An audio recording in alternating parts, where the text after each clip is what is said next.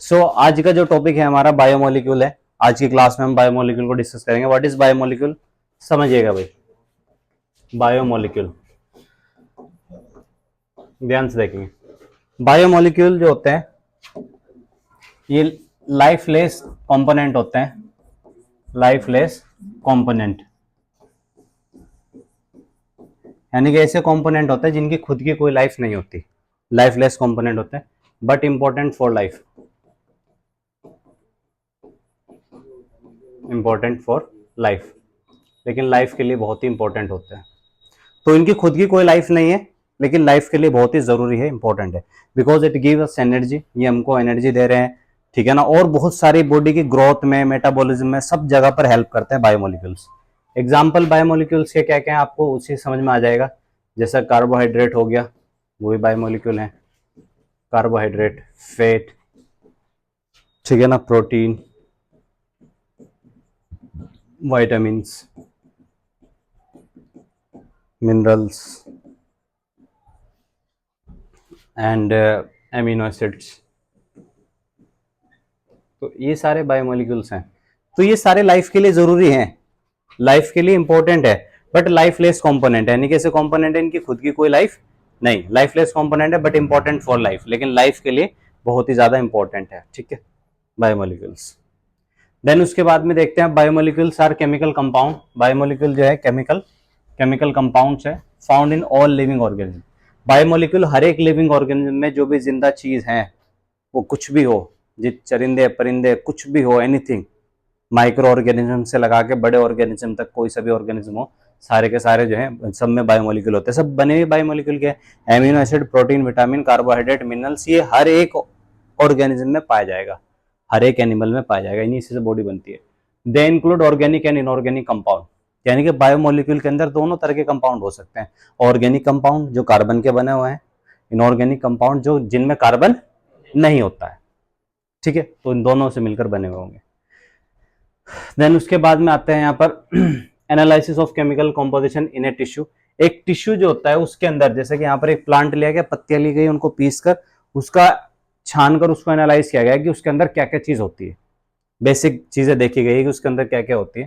तो ध्यान से देखेंगे यहाँ पर बायोमोलिक्यूल में।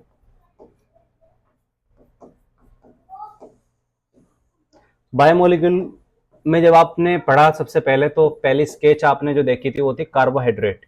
एग्जाम्पल में कार्बोहाइड्रेट क्या होता है, तो बेसिकली कार्बोहाइड्रेट जो है जर्नल शुगर बोलते हैं इनको। जर्नल शुगर, ये एक तरह के जर्नल शुगर है। आप चीनी, ठीक है ना, मीठा वगैरह जो भी खाते हैं वो सब कार्बोहाइड्रेट ही है, ठीक है। कार्बोहाइड्रेट का पहले बेसिक फॉर्मूला जो बताया गया, बेसिक फॉर्मूला इसका जो बताया गया है पहले, हालांकि वो फॉर्मूला बाद में अप्लाई नहीं हुआ, बाद में चल नहीं सका, वो बताया गया था CxH2O का होल वाई। ये बेसिक फॉर्मूला बताया गया, CxH2O का होल वाई, ये फॉर्मूला बताया गया। जैसे कि यहाँ पर अगर suppose that x is equal to 6 और y इज इक्वल टू 6 कर लें तो क्या कंपाउंड बनेगा, C6H2O का होल वाई। वाई भी कितना है 6, तो इसको ओपन करेंगे, C6 हाइड्रोजन कितने हो जाएंगे 6 इंटू 2 12, और O के कितने हो जाएंगे 6, C6H12O6, यानी कि ग्लूकोज बन गया आपका। इस फॉर्मूले से इस तरीके से निकाल लेते थे, लेकिन ये सभी जगह अप्लाई नहीं होता है फॉर्मूला, ठीक है। तो यहाँ पर ये चला नहीं। फिर कार्बोहाइड्रेट का अगर आप क्लासिफिकेशन देखें, कार्बोहाइड्रेट है क्या, बेसिकली कार्बोहाइड्रेट होते क्या है, तो बेसिकली कार्बोहाइड्रेट जो होते हैं वो हमें एनर्जी प्रोवाइड कराते हैं। Provide energy, provide energy, body को ऊर्जा देने का काम इन्हीं का है, इनसे हमें एनर्जी मिलती है, ठीक है, प्रोवाइड एनर्जी। और कार्बोहाइड्रेट जो होते हैं ये पॉलीहाइड्रोक्सी, जितने भी कार्बोहाइड्रेट हो गए, ये अंडरलाइन करने की बात है, पॉलीहाइड्रोक्सी। पॉली का मतलब एक से ज्यादा, हाइड्रोक्सी यानी कि OH। पॉलीहाइड्रोक्सी यानी कि आप इसको ऐसे दिखा सकते हैं OH का होल एन, के बहुत सारे OH होंगे। पॉलीहाइड्रोक्सी क्या क्या चीजें होंगी इसमें, aldehyde, polyhydroxy aldehyde and ketone, aldehyde and ketone होंगे, ठीक है। Polyhydroxy aldehyde and ketone. Aldehyde होते हैं बेसिकली जो सीरीज हैं ऑर्गेनिक कंपाउंड, जब आप पढ़ते हैं उनमें यूपीएससी नेम पढ़ते हैं, आईयूपीएसी नेम पढ़ते हो आपको लगभग 14-15 सीरीज दे रखी है, alkane, alkene, alkyne, alcohol, ketone, carboxylic acid, amines, ester, ether, तो उसमें एल्डिहाइड और कीटोन भी है। जैसे एल्डिहाइड जो होता है इसका बेसिक फॉर्मूला क्या होता है RCHO, और कीटोन जो होता है उसका फॉर्मूला होता है RCOR, ये इनके फॉर्मूला। तो ये हैं, इनमें OH बहुत सारे होंगे, बस ये समझ लो, इसमें भी OH बहुत सारे होंगे, इसमें भी अगर बहुत सारे हो जाए तो बनेंगे। फिर कार्बोहाइड्रेट का क्लासिफिकेशन आता है, क्या आता है? Classification of carbohydrate, classification of carbohydrate.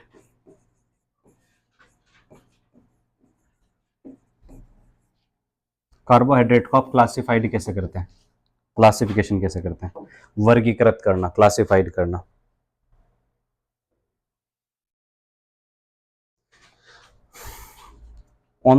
इसका जो क्लासिफिकेशन है कार्बोहाइड्रेट का, कार्बोहाइड्रेट का जो क्लासिफिकेशन है उसको देखना है आपको। तो इसमें बेसिकली 3 टाइप्स के होते हैं। नंबर 1 तो होते हैं मोनोसेकेराइड, क्या होते हैं? मोनोसेकेराइड।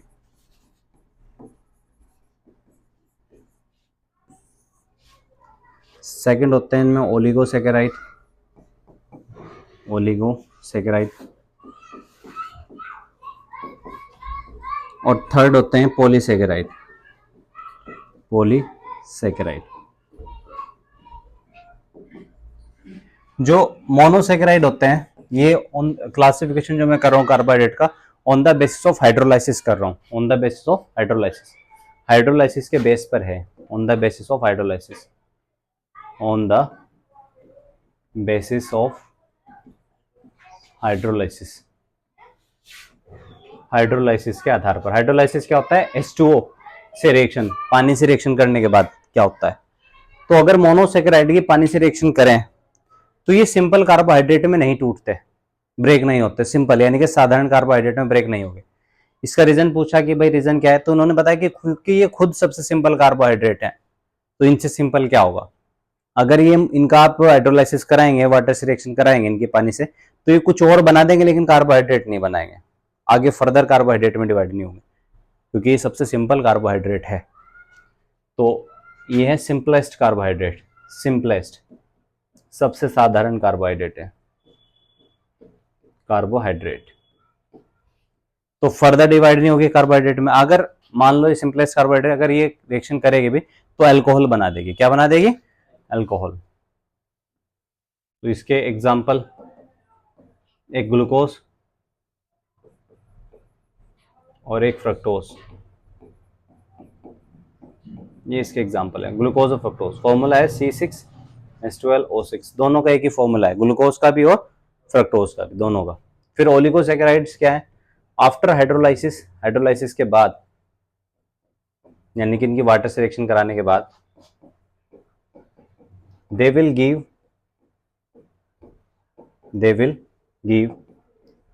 2 to 9 मॉलिक्यूल, 2 से लगा के कहां तक? 9 तक मॉलिक्यूल देंगे। इससे क्वेश्चन बन जाएगा 2 to 9 मॉलिक्यूल ऑफ मोनोसेकेराइड।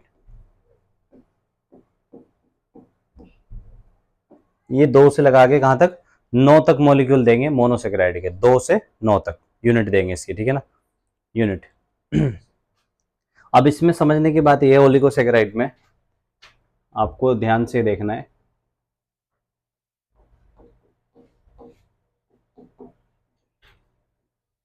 कि मान लीजिए कोई कार्बोहाइड्रेट है, उसने, ओलिगोसेकेराइड है कोई, उसने 2 यूनिट दी, 2 यूनिट प्रोड्यूस करी ऑफ मोनोसेकेराइड, मोनोसेकेराइड, तो आप उसे बोल देंगे डाइसेकेराइड। क्या बोल देंगे? डाइसेकेराइड। अगर कोई 2 यूनिट दे रहा है तो उसको क्या बोल देंगे? डाइसेकेराइड। और मान लीजिए अगर कोई 3 यूनिट दे रहा है मोनोसेकेराइड की, तो आप उसे क्या बोल देंगे? ट्राइसेकेराइड। कोई 4 यूनिट दे रहा है, 9 तक देगा ना, ये तो 4 नीचे कहां तक देगा? 9 तक। कोई 4 यूनिट दे रहा है तो उसको क्या बोल देंगे? टेट्रा या क्वाड्सेकेराइड या टेट्रासेकेराइड। 4 से टेट्रा बनता है, टेट्रासेकेराइड, पेंटासेकेराइड। बेसिकली आपको डाइसेकेराइड ही ध्यान रखना है एग्जाम्पल में। डाइसेकेराइड के एग्जाम्पल कौन कौन से हैं ये आपके सिलेबस में, तो इस एग्जाम्पल भी देख लेंगे। इस एग्जाम्पल में है सुक्रोज, जिसे आप आम भाषा में चीनी बोलते हैं, जो आप घरों में खाते हैं, चीनी, सुक्रोज, माल्टोस, इसके उदाहरण है सुक्रोज, माल्टोज और लेक्टोज। लेक्टोज ये दूध में पाई जाती है, दूध जो मीठा लगता है वो इसी की वजह से लगता है हल्का हल्का, लेक्टोज। माल्टोज भी, सुक्रोज भी। अब ध्यान से इसका फॉर्मूला देख लेंगे। फॉर्मूला है इसका C12H22O11, ये इनका फॉर्मूला है। तीनों का बेसिक फॉर्मूला एक ही है। इनकी स्ट्रक्चर, इनके क्या केमिकल फॉर्मूला तो सेम है, बट इनका जो स्ट्रक्चरल फॉर्मूला है, यानी कि इनके जो संरचनात्मक स्ट्रक्चर जो है वो अलग होगी, डिफरेंट होगी, उसको आप बाद में देखेंगे। तो यहाँ पर हमें ये समझ में आ गया कि मोनोसेकेराइड क्या है, सिंपल वाले कार्बोहाइड्रेट, एग्जांपल ग्लूकोज फ्रक्टोज था। ओलिगोसेकेराइड हमने समझ लिया कि ये हाइड्रोलाइसिस करने के बाद में 2 से लगा के 9 तक यूनिट देते हैं मोनोसेकेराइड की, ठीक है नहीं। जो 2 यूनिट दे रहे हैं मोनोसेकेराइड की वो डाई, जो 3 दे रहे हैं वो ट्राइसेकेराइड, जो 4 दे रहे हैं वो टेट्रासेकेराइड, जो 5 दे रहे हैं वो पेंटासेकेराइड हो जाएंगे, जो 6 दे रहे हैं हेक्सासेकेराइड हो जाएंगे। इस तरीके से बढ़ेंगे, ठीक है। फिर पॉलीसेकेराइड वो होंगे, after hydrolysis they will give unlimited unit, बहुत ज्यादा, अनलिमिटेड, कोई संख्या नहीं है, यूनिट ऑफ मोनोसेकेराइड। तभी तो इनको क्या लगाया गया, पोली। पोली का मतलब बहुत सारे। तो आफ्टर हाइड्रोलाइसिस, हाइड्रोलाइसिस का मतलब क्या है, पानी से रिएक्ट करने के बाद या पानी में घोलने के बाद। After hydrolysis they will give unlimited unit, unlimited unit of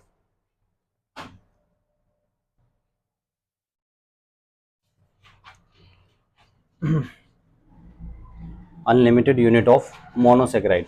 तो मोनोसेकेराइड के unlimited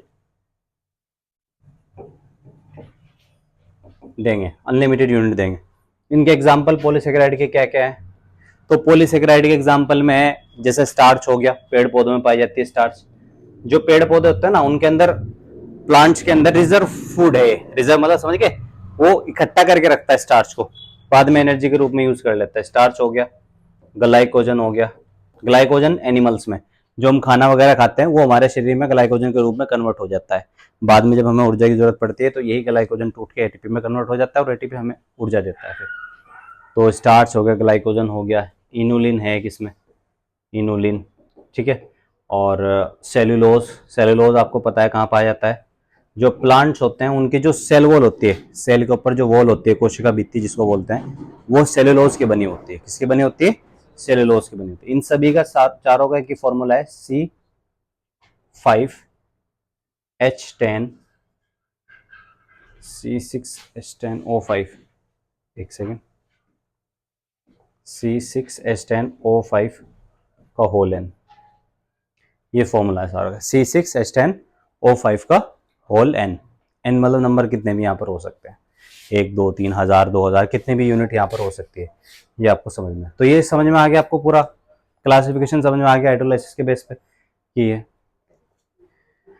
after this analysis of inorganic compound, inorganic compound जो होते हैं अगर उनको एनालिसिस करें, weigh a living tissue weight, weight बोलते हैं इसको, एंड इज ड्राइड यानी कि dry weight to evaporate water, water को इवेपोरेट कर देता है। तो एक तो वेट होता है, वेट वाला मतलब जो जिसमें पानी की मात्रा ज्यादा है, और एक ड्राई वेट होता है जिसमें शुष्क है, ठीक है ना, पानी की मात्रा क्या है जिसमें कम है, ठीक है, नंबर 1।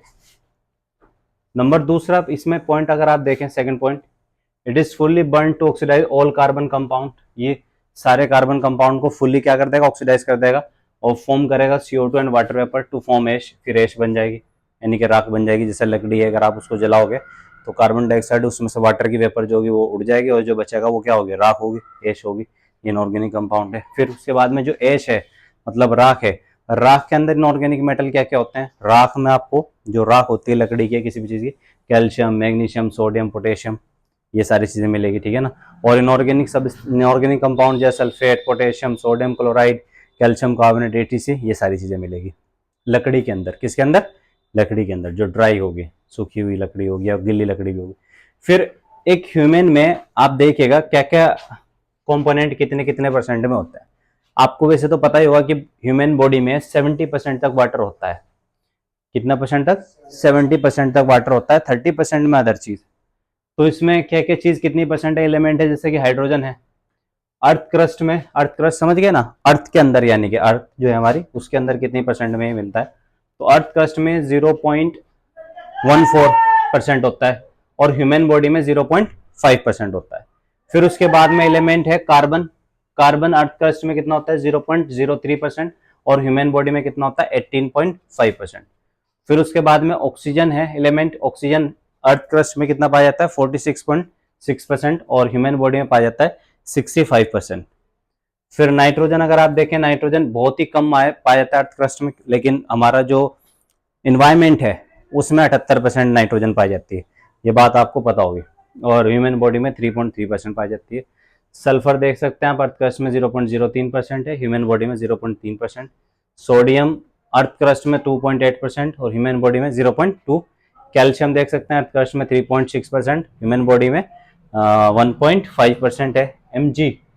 एमजी देख सकते हैं, ये बॉडी वेट के अकॉर्डिंग है, हमारी बॉडी के वेट के अकॉर्डिंग। तो ज्यादातर हमारी बॉडी में देख लीजिएगा आप, ऑक्सीजन है, कार्बन है, ठीक है ना, और जैसे कि मैग्नीशियम और सिलिकॉन वगैरह तो नेग्लिजिबल है, नाम मात्र को है। 0.1% मैग्नीशियम और सिलिकॉन तो नेग्लिजिबल होता ही नहीं। अर्थ क्रस्ट में तो काफी है 27.7%, लेकिन हमारी बॉडी में कम होता है वो।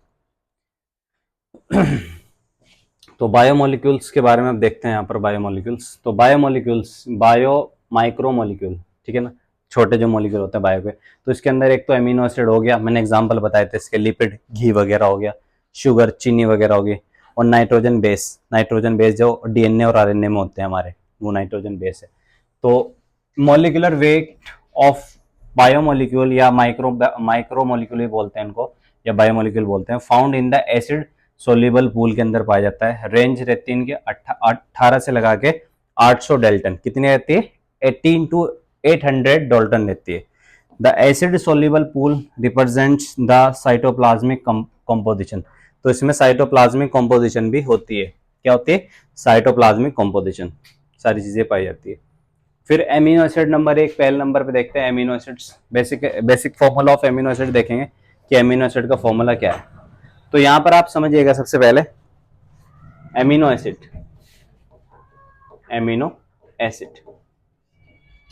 एक बार इसका बेसिक फॉर्मूला देखेंगे। एमिनो एसिड जो होता है ना, बेसिकली प्रोटीन जो होता है, प्रोटीन वो एमिनो एसिड से मिलकर बनते हैं। प्रोटीन जो किससे मिलकर बनते हैं? Amino acid. Protein alpha amino acid से मिलकर बनता है। किससे? अल्फा एमिनो एसिड से। तो प्रोटीन जो है पॉलीमर है ऑफ अल्फा एमिनो एसिड का। क्या है? Protein is polymer of alpha amino acid. यानी कि बहुत सारे अल्फा एमिनो एसिड के मिलने से प्रोटीन की स्ट्रक्चर का फॉर्मेशन होता है, प्रोटीन बनता है। अब इसकी स्ट्रक्चर देख लें क्या है। RCH NH2COOH, ये स्ट्रक्चर है। इसके स्ट्रक्चर से काफी क्वेश्चन आ जाते हैं, काफी सारे क्वेश्चन आए हुए हैं, तो देख लेंगे आप क्या क्या है। जैसे कि यहाँ पर R को क्या कहते हैं? R यहाँ पर साइड चेन है। आज तक के दुनिया में 20 एमिनो एसिड हैं जो डिस्कवर हो चुके हैं। 20 एमिनो एसिड में से 10 एमिनो एसिड तो ऐसे हैं जो इसेंशियल है, जो आवश्यक है हमारी बॉडी के लिए, और 10 एमिनो एसिड ऐसे हैं जो नॉन इसेंशियल है, आवश्यक नहीं है बॉडी के लिए। तो 10 एमिनो एसिड ऐसे हैं जो बॉडी के बाहर बन जाते हैं, तो नॉन इसेंशियल है, और 10 एमिनो एसिड ऐसे हैं जो बॉडी में नहीं बनते हैं, जिनको हमें डाइट के माध्यम से, खाने पीने से, इन चीजों से पूरा करना पड़ता है, तो वो इसेंशियल है हमारे लिए। तो इनका सभी का बेसिक फॉर्मूला यही है, R साइड चेन बोलते हैं। R की जगह पर आप कुछ भी हाइड्रोजन CH3 इस तरह से कुछ लगा रहता है, तो ये साइड चेन हो गया। NH2 जो है यहाँ पर एमीन ग्रुप है, एमीन ग्रुप को बोलते हैं। एंड COOH जो है यहाँ पर ये कार्बोक्सिलिक ग्रुप है। कौन सा ग्रुप है? कार्बोक्सिलिक ग्रुप है। तो ये आपका अल्फा अमीनो एसिड्स हैं, ठीक है ना। और how many types of amino acid are there? 2 types अगर देखें इसके, types of amino acid,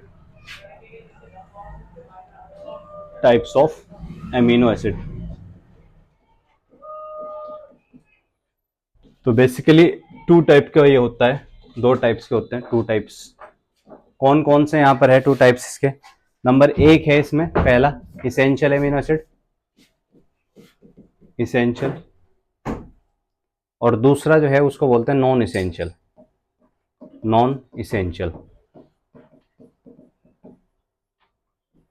essential amino acid क्या है भाई? इसेंशियल एमिनो एसिड आवश्यक है, तो ये नॉट सिंथेसाइज इन बॉडी,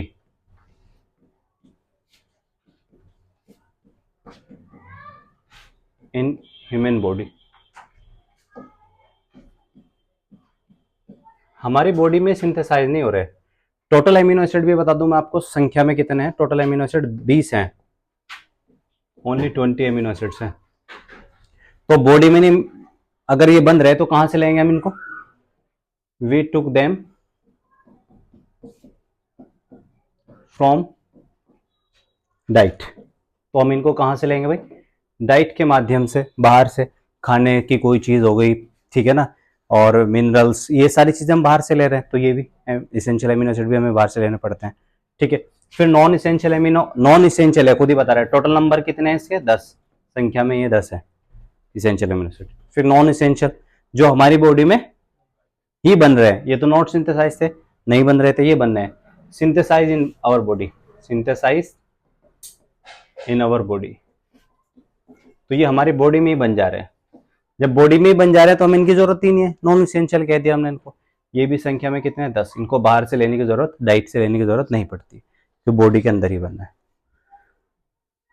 तो ये आपको ध्यान रखना। फिर उसके बाद में एमिनो एसिड्स में देखो, अगर मैं आर की जगह पे हाइड्रोजन लगा दूं, तो मैं जैसे कि बता ही रहा था आपको कि आर यहाँ पर एक साइड चेन है, अगर आर की जगह पे एच लग जाए तो वो ग्लाइसिन बन जाएगा। क्या बन जाएगा? ग्लाइसिन। कौन सा प्रोटीन बन जाएगा? ग्लाइसिन प्रोटीन बन जाएगा, ठीक है। जैसे कि यहाँ पर देखिएगा फॉर्मूला क्या था, बेसिकली जो एमिनो एसिड का फॉर्मूला बताया था वो था RCH और COOH, ये था। अगर मान लीजिए आर की जगह पे हाइड्रोजन लगा दे तो ये बन जाएगा HCH और इस कंपाउंड का नाम हो जाएगा ग्लाइसिन। क्या नाम हो जाएगा इसका? ग्लाइसिन। ये प्रोटीन है ग्लाइसिन, ठीक है। तो आर की जगह पे अगर एच आ गया, ग्लाइसिन हो गया।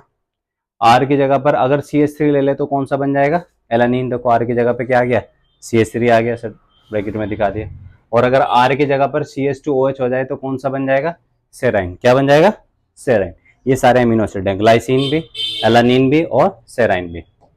कोई प्रॉब्लम नहीं है, ठीक है। फिर एमिनो एसिड में ही देखो, जैसे कि बताया गया 20 types of amino acids. Amino acid कितने प्रकार के होते हैं? 20 प्रकार के, मैं बता चुका हूं आपको। Are used in protein synthesis, और इनका काम क्या है? प्रोटीन को बनाने का। किसको बनाने का है भाई इनका काम? प्रोटीन को बनाने का इनका काम है।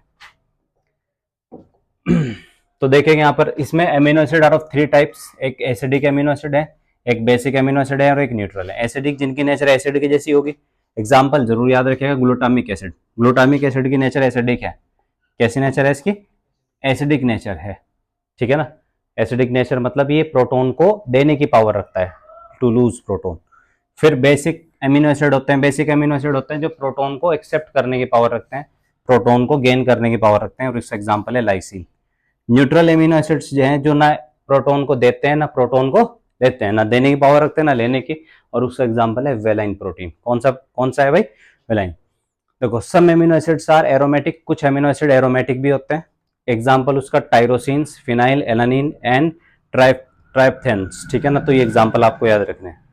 फिर amino acid are also classified essential, और दूसरे क्या हो जाएंगे? Non essential. तो मैं बात बता चुका हूँ, इनको इसेंशियल वो हो जाएंगे जो हमें डाइट से लेने पड़ेंगे, सप्लाई करेंगे डाइट से, और ये हमारी बॉडी में सिंथेसाइज हो जाएंगे। बस एग्जाम्पल याद रखिएगा इसेंशियल के, जो बाहर से लेने पड़ते हैं हमें, लाइसिन, ल्यूसिन, आइसोल्यूसिन, ठीक है ना, ट्रिप्टोफैन।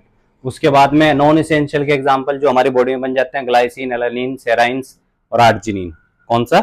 आर्जिनिन। ये हमें लेने की जरूरत नहीं पड़ती है। बाकी सभी फ्रूट से, कहाँ से? फ्रूट्स, सब्जियां, ठीक है, इन सब चीजों से लिए जाते हैं। बाकी ये हमारी सेल के अंदर खुद बन जाता है।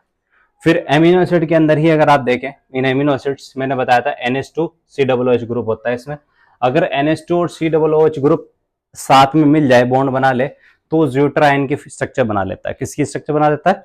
ज्यूट्रायन। तो ज्यूट्रायन फॉर्म बहुत इंपॉर्टेंट है आपके लिए, आपको उसको याद रखना है। कैसे बनता है ज्यूट्रायन वो देख लेते हैं। हम कोई भी दो कोई भी दो एमिनो एसिड के एग्जांपल ले लेते हैं, कोई भी दो एमिनो एसिड्स। तो जो हमने आज स्ट्रक्चर लिया था उसमें स्ट्रक्चर में से ले लेते हैं 2 एमिनो एसिड्स। जैसे कि एक ग्लाइसिन ले लेते हैं और एक एलानिन ले लेते हैं। ग्लाइसिन में H था और एलानिन में CH3, ये ध्यान रखिएगा। ग्लाइसिन और क्या था? एक एलानिन। तो ग्लाइसिन को GLY से दिखाएंगे, एलानिन को ALA से। ग्लाइसिन में क्या था H और एलानिन में क्या है CH3। ठीक है, मिलिए आप स्ट्रक्चर बना लेते हैं, पहले ग्लाइसिन की स्ट्रक्चर देखते हैं।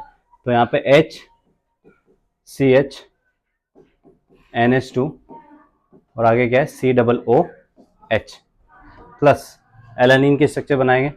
एलानिन में सब में CH तो ही, कार्बन तो ही CH, NH2 साइड में लगा देंगे NH2, फिर इसमें R की जगह पे क्या हो जाएगा CH3 और आगे क्या है COOH। फिर ज्यूटेराइन की स्ट्रक्चर बनेगी यहाँ पर, कैसे ध्यान से देखिएगा, वाटर रिमूव होगा उसमें से, OH तो यहाँ से और H यहाँ से, OH यहाँ से H यहाँ से, ध्यान से देखिएगा, OH तो यहाँ से आ गया हाइड्रोक्साइड आयन और H यहाँ से आ गया हाइड्रोजन। OH और H मिलकर क्या बन जाएगा आपका H2O वाटर बन जाएगा, तो H2O रिमूव हो गया आपका। देन उसके बाद में क्या कंपोनेंट यहाँ पर बचा मुझे बता दीजिए। तो यहाँ पर आप कहेंगे सर H CH NH2, उसके बाद में आगे यहाँ पर क्या बच गया CO, फिर सिंगल बॉन्ड लगा के CO आगे इधर जुड़ जाएगा NH रह गया होगा, देखो यहाँ पर एक हाइड्रोजन निकल गया था ना, तो NH रह गया था खाली, क्या रह गया था NH, फिर आगे CH, फिर नीचे क्या था CH3 और आगे क्या था COOH। तो यहाँ पर ये जो बॉन्ड बना है ना CONH, दिखाई दे रहा है ना CONH, एक तो ये बहुत खास बॉन्ड है, इसका नाम आपको याद रखना पड़ेगा, ये पेप्टाइड बॉन्ड है। कौन सा बॉन्ड है पेप्टाइड बॉन्ड, पेप्टाइड बॉन्ड, तो ये तो पेप्टाइड बॉन्ड है। ठीक है, एक तो आपको पता चल गया। अब यहाँ पर ये प्रोटीन की फॉर्मेशन हुई है, यानी कि दो एमिनो एसिड के मिलने से, एक ग्लाइसिन एक एलानिन से मिलने से प्रोटीन की फॉर्मेशन हुई है। किसकी फॉर्मेशन हुई है प्रोटीन की। तो यहाँ पर प्रोटीन जो बना है उसका नाम पता है क्या है ग्लाई, GLY, ग्लाई एला प्रोटीन। क्या नाम हो गया सर ग्लाई एला प्रोटीन। तो ये प्रोटीन की सिंथेसिस हो गई है। तो कोई भी प्रोटीन दुनिया का बनेगा वो बनेगा पेप्टाइड बॉन्ड की मदद से। किसकी बॉन्ड की मदद से बनेगा पेप्टाइड बॉन्ड। फिर एक इसमें टॉपिक समझना था आपको, ये वाला ज्यूटेराइन का। कौन सा टॉपिक समझना था ज्यूटेराइन। तो इसमें ज्यूटेराइन एक तो हमने देख लिया कि प्रोटीन कैसे बनता है, फॉर्मेशन ऑफ प्रोटीन। एक देखना है ज्यूटेराइन, ये भी बहुत इंपॉर्टेंट है एग्जाम के लिए, कई बार इस एग्जाम में ये आ चुका है टॉपिक। तो ज्यूटेराइन, ज्यूटेराइन सबसे पहले अल्फा अमीनो एसिड का बेसिक फॉर्मूला लिखेंगे। बेसिक फॉर्मूला उसका क्या है अल्फा अमीनो एसिड का RCH NH2 और COOH, यही है ना। ठीक है, अब आप मुझे एक बात बताइए, यहाँ पर COOH जो है कार्बोक्सिलिक है ग्रुप, बताया था मैंने, और NH2 क्या है एमीन है। खास बात ये होती है कि जो एमीन होता है, एमीन, इसकी नेचर तो होती है बेस की, अक्षारीय नेचर का होता है। तो और COOH जो है यहाँ पर इसको क्या बोलते थे कार्बोक्सिलिक, कार्बोक्सिलिक। और कार्बोक्सिलिक का पूरा नाम अगर मैं आपको बताऊं तो होता है कार्बोक्सिलिक एसिड। तो उसकी नेचर जाहिर सी बात है किसकी होगी एसिड की। दुनिया के जितने भी एसिड हैं उनके अंदर, अभी मैंने बताया था, उनके अंदर पावर होती है टू गिव प्रोटोन, H+ यानी कि प्रोटोन को देने की पावर होती है। और दुनिया के अंदर जितने बेस होते हैं उनके अंदर पावर होती है टू एक्सेप्ट प्रोटोन, ये प्रोटोन को एक्सेप्ट करता है। तो यानी कि इसके पास प्रोटोन है H है, ये डोनेट कर देगा किसको, इसको। प्रोटोन यहां से यहां चला जाएगा, तो इसकी स्ट्रक्चर कैसे बन जाएगी RCH, आगे क्या रह जाएगा COO, इस पे नेगेटिव चार्ज आ जाएगा और यहाँ पर एक हाइड्रोजन और बढ़ जाएगा NH3, इस पर पॉजिटिव चार्ज। और ये जो नेगेटिव पॉजिटिव आया इसकी वजह से ये जो आयन बना है, इस आयन का क्या नाम है ज्यूटेराइन।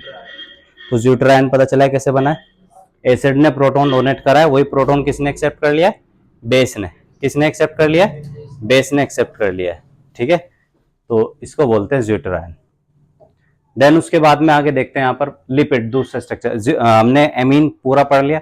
एमीन दो तरह के बता दिए मैंने आपको, essential amino acid, non essential amino acid. फिर बता दिया एमिनो एसिड के मिलने से क्या बनता है प्रोटीन, जैसा ग्लाइसिन और एलानिन दो प्रोटीन के मिलाने से पेप्टाइड बंध की मदद से क्या बन गया था आपका ग्लाइएला प्रोटीन बन गया। कौन सा प्रोटीन बन गया ग्लाइएला प्रोटीन। ठीक है, बात समझ में आ गई।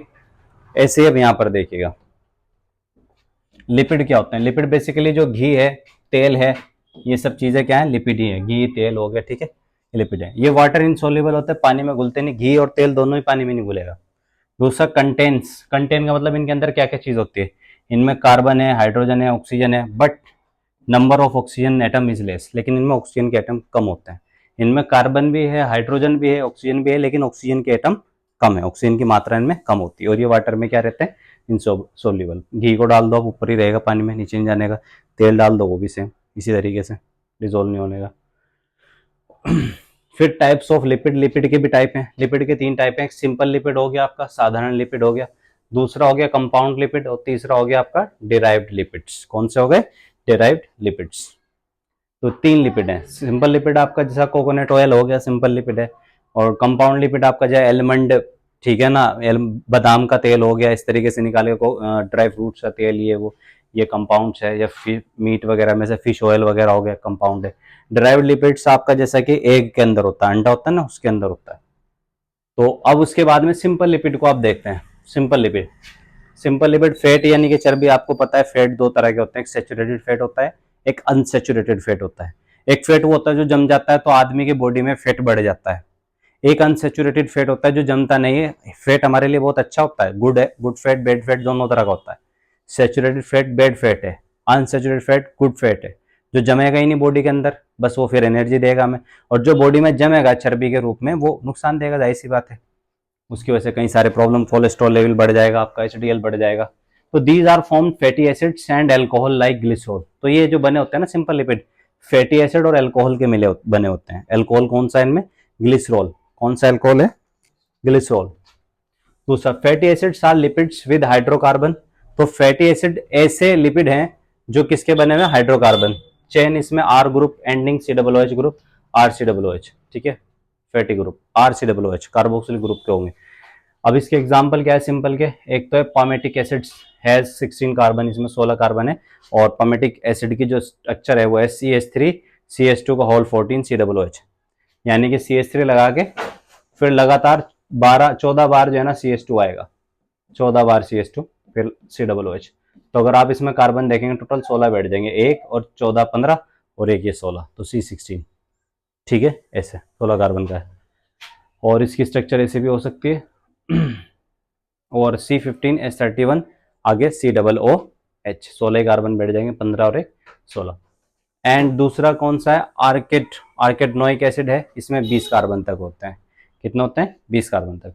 तो पामेटिक एसिड की स्ट्रक्चर ये है, देख सकते हैं आप, CH3 और फिर CH2 लग रहे हैं 15 और फिर COOH लग रहा है, कार्बोक्सिलिक एसिड लग रहा है। और आर्केनोइड एसिड जो 20 कार्बन का है COOH, फिर लगातार यहाँ पर ऐसे कार्बन 1 2 3 4 5 6 7 8 9 10 11 12 13 14 15 16 17 18 19 और ये 20। तो 20 कार्बन इनमें है, ठीक है। ये हो गया आपका आर्केटनोइक एसिड। देन सिंपल के बाद में दूसरा लिपिड देखते हैं टाइप्स ऑफ फैटी एसिड्स में, सैचुरेटेड फैटी एसिड, अनसैचुरेटेड। अभी मैंने बताया सैचुरेटेड और अनसैचुरेटेड। सैचुरेटेड की बात करें, दे हैव नो डबल और ट्रिपल बॉन्ड। सैचुरेटेड में डबल और ट्रिपल बॉन्ड नहीं होता, जैसे कि C डबल बॉन्ड C होता है ना, ये सिंगल बॉन्ड वाले होंगे बस, खाली कैसे होंगे, सिंगल बॉन्ड वाले होंगे। डबल और ट्रिपल बॉन्ड इनमें नहीं होता। जैसा पामेटिक एसिड है या फिर स्टेरिक एसिड है, जिसका फॉर्मूला है C17H35 COOH, स्टेरिक एसिड। इस स्टेरिक एसिड से क्या भी बनती है, अगर आपके ध्यान हो, कोई भी स्टूडेंट बता सकता है स्टेरिक एसिड किस काम आता है बनाने के? नहीं, आप समझ में आ रहा है स्टेरिक एसिड क्या बनाता है? ऑयल बनाने का काम आता है। अच्छा चलो, और सोप बनाने के, ठीक है, साबुन बनाने का काम आता है स्टेरिक एसिड। तो इसी से साबुन का फॉर्मूला भी होता है ना, C17H35 COONA, sodium stearic acid हो जाता है वो, ठीक है। तो इसी से बनता है वो भी। अनसैचुरेटेड फैटी एसिड्स जो है, दे हैव 1 और मोर C डबल बॉन्ड C, इसमें 2 या 2 से ज्यादा carbon carbon double bond triple bond सब हो गए इसके।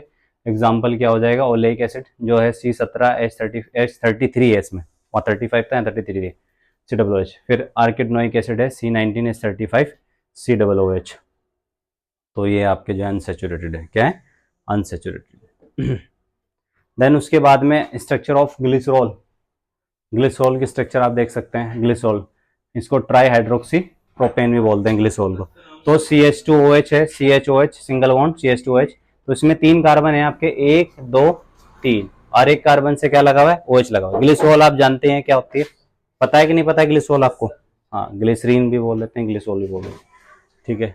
ट्रांसपेरेंट मेटल होता है। दूसरा इसमें लिपिड के अंदर देख लेते हैं, fatty acids are esterified. Fatty acid को एस्ट्रीफाइड किया जा सकता है with glycerol through ester bond forming monoglyceride, monoglycerides, diglyceride and triglyceride. तो मोनोग्लिसराइड भी होता है इसमें, डाइग्लिसराइड भी होता है और क्या भी होता है, ट्राइग्लिसराइड भी होता है। तो कैसे मोनोग्लिसराइड कैसे बनता है, एक ग्लिसरॉल एक फैटी एसिड मिलकर मोनोग्लिसराइड बनाते हैं, एक ग्लिसरॉल दो फैटी एसिड मिलकर डाइग्लिसराइड बनाते हैं, एक ग्लिसरॉल तीन फैटी एसिड मिलकर क्या बनाते हैं, ट्राइग्लिसराइड बनाते हैं। तो ये आपको ध्यान रखना है, मोनोग्लिसराइड क्या है, डाइग्लिसराइड क्या है और ट्राइग्लिसराइड क्या है, ठीक है, याद रह जाएगा ये भी। देन उसके बाद में ट्राइग्लिसराइड को देख लीजिएगा, अभी बताया ट्राइग्लिसराइड कब बनेगा, एक इसमें क्या हो जाएगा ग्लिसरॉल और तीन क्या हो जाएंगे इसमें फैटी एसिड। तो एक ग्लिसरॉल और देखो ये एक ग्लिसरॉल है, इस तरीके से होता है ना, सी सी सी तीन कार्बन होते थे, CH2OH CHOH CH2OH, फिर इनसे एक फैटी एसिड ये जुड़ गया, एक ये जुड़ गया, एक ये जुड़ गया, तीन स्ट्रक्चर जुड़ गई, ठीक है ना। Here R1 R2 and R3 are fatty acid, यानी कि जो जुड़ी है ना चेन R1 R2 R3 ये फैटी एसिड्स हैं, ठीक है। Based on melting point lipid triglyceride are of two type, इसके बेस पर भी, इसके मेल्टिंग पॉइंट के बेस पे जो पिघलती है उसके बेस पे दो प्रकार के होते हैं, एक फैट होते हैं, ये हायर मेल्टिंग पॉइंट रखते हैं, फैट चर्बी ज्यादा मेल्टिंग पॉइंट पे मतलब बॉयल होती है, और ऑयल जो होता है लो मेल्टिंग पॉइंट का होता है, क्या होता है लो, क्योंकि ऑयल तो आप देखते होंगे नॉर्मल टेम्परेचर पर भी क्या होता है पिघली अवस्था में होता है, जबकि घी को गर्म करा जाता है, ठीक है ना, पिघालने के लिए, तो उसका मेल्टिंग पॉइंट ज्यादा हो गया। देन उसके बाद में कंपाउंड लिपिड देख लेते हैं, कंपाउंड लिपिड क्या है आपके, तो these are the ester of fatty acid, ये फैटी एसिड के एस्टर हैं, एस्टर यानी कि एस्टर का फॉर्मूला था RCOOR, जैसे कार्बोक्सिलिक एसिड में R की जगह पे क्या आता था, H आता था, यहाँ पर R है, एल्किल ग्रुप या एरिल ग्रुप ही लगेगा एस्टर में। And alcohol with additional group, alcohol भी होता है इसमें एडिशनल ग्रुप में, एग्जाम्पल इसका क्या है, फोस्फोलिपिड है, जो फैटी एसिड प्लस ग्लिसरॉल का है और प्लस इसमें फोस्फेट भी होता है। They are found in cell membrane, जो हमारी सेल मेम्ब्रेन होती है, यानी कि बॉडी के अंदर सेल्स होती है जिनसे हमारी बॉडी बनी हुई है। एक ह्यूमन बॉडी के अंदर 63 ट्रिलियन सेल्स होते हैं, यानी कि 63 खरब कोशिकाएं होती हैं, और हर एक कोशिका की जो सेल मेम्ब्रेन है वो बनी होती है किसकी, लेसिथिन की, जैसे एग्जांपल है लेसिथिन, और लेसिथिन एक कंपाउंड लिपिड है, कैसा लिपिड है, कंपाउंड लिपिड, ये देख सकते हैं इनसाइड ऑफ सेल, सेल के अंदर, ठीक है ना, ये साइटोप्लाज्म है, और ये जो यहाँ पर बना हुआ है इसकी जो स्ट्रक्चर है ये लिपिड की बनी हुई है, लिपिड बाई लेयर, यानी कि दो लेयर है लिपिड के ऊपर भी और नीचे भी, ठीक है, ट्रांसपेरेंट होती है, आना जाना हो सकता है। फिर ड्राइव्ड लिपिड्स हैं, these are the products of hydrolysis, ये हाइड्रोलाइसिस मतलब वाटर की कंपोनेंट इनमें होते हैं, वाटर की जो एक तरीके से कॉम्पोजिशन है इनमें होती है, and simple lipids and compound lipids, तो दोनों ही है इसमें, सिंपल लिपिड भी है कंपाउंड। एग्जाम्पल इसका क्या है, कोलेस्ट्रॉल, तो हमारे बॉडी में जो ब्लड होता है, ब्लड के अंदर आपने पढ़ा हुआ कोलेस्ट्रॉल होता है, कोलेस्ट्रॉल भी दो तरह का होता है, बैड कोलेस्ट्रॉल होता है, गुड कोलेस्ट्रॉल होता है। बैड कोलेस्ट्रॉल होता है जो HDL है, हाई डेंसिटी लिपिड कोलेस्ट्रॉल है, जो भारी है, जो हमारे बॉडी में जाके जम सकता है, तो जाहिर सी बात है अगर वो जम सकता है तो हार्ट अटैक जैसी प्रॉब्लम क्रिएट कर सकता है। और एक होता है VLDL, very low density lipid, तो वेरी लो डेंसिटी लिपिड वही जमेगा नहीं, जमेगा नहीं तो बॉडी को क्या प्रोवाइड कराएगा, ओनली एनर्जी या ऊर्जा प्रोवाइड कराएगा। देन उसके बाद में आप देख सकते हैं शुगर, शुगर तीसरे नंबर पे है, इन्हें कार्बोहाइड्रेट भी बोलते हैं, शुगर का मैंने एग्जांपल बताया था, जैसे ग्लूकोज या फ्रक्टोज, इनका फॉर्मूला है C6H12O6, और राइबोज, राइबोज बेसिकली ये जो DNA RNA होता है इनमें राइबोज शुगर होती है, RNA में राइबोज शुगर होती है, DNA में डीऑक्सीराइबोज शुगर होती है, इसका फॉर्मूला होता है C5H10O5। Sugar are sweet, sugar मीठी होती है, वाटर सोल्यूबल पानी में घुल जाती है, कार्बोहाइड्रेट होती है। They are formed of carbon hydrogen and oxygen, ये कार्बन हाइड्रोजन और ऑक्सीजन की बनी होती है शुगर।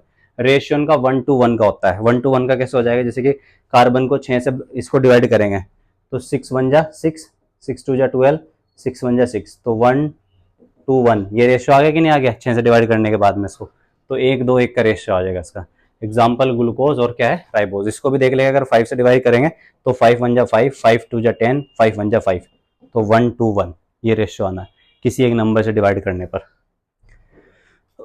देन उसके बाद में देख लेते हैं फोर्थ है नाइट्रोजन बेस, तो नाइट्रोजन बेस क्या होते हैं, these are the nitrogen containing cyclic compound, तो ये ऐसे कंपाउंड, साइक्लिक का मतलब इनकी चेन बनेगी, और ऐसे कंपाउंड होते हैं जो नाइट्रोजन कंटेनिंग है, यानी कि इनमें नाइट्रोजन होगा, ठीक है, नाइट्रोजन जरूर होगा, नाइट्रोजन कंटेनिंग, हर जगह इसमें क्या मिलेगा आपको, नाइट्रोजन मिलेगा। जैसे यहाँ पर ये एडिनिन है, प्यूरिन, यूरेसिल है प्रिमिडीन के अंदर, एडिनिन यूरेसिल, ये बेसिकली नाइट्रोजन बेस जो होता है ना, इनको क्लासिफाइड किया जाता है, नाइट्रोजन बेस ही होते हैं जिनसे DNA और RNA बनते हैं, ठीक है ना, DNA ये RNA, बेसिकली डीएनए को मैं बता दूं, वो 3 चीजों से मिलकर बनेगा डीएनए। बेसिक डीएनए जो होता है, एक डीएनए के अंदर जो है पेंटोस शुगर होती है, एक नाइट्रोजन बेस होता है और एक फॉस्फेट आयन होता है।